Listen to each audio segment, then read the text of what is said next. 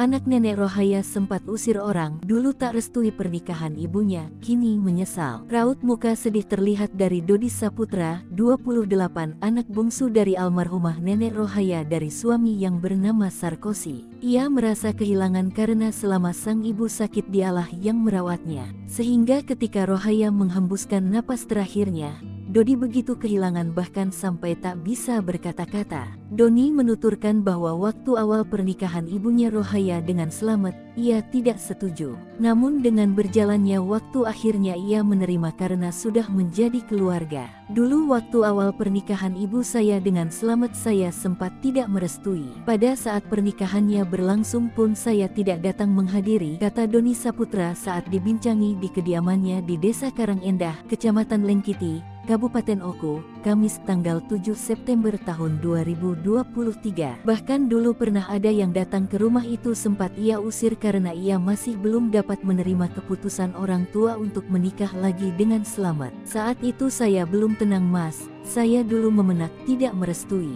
Tapi mau bagaimana lagi ini sudah takdir ya sudah pasrah saja, ungkapnya. Ia mengaku pasrah atas keputusan ibunya waktu menikah dengan Selamat. Saat ini hubungannya dengan Selamat baik-baik saja tidak pernah ada masalah. Menurutnya Selamat ini kerjanya sehari-harinya kerja serabutan tergantung panggilan dari orang.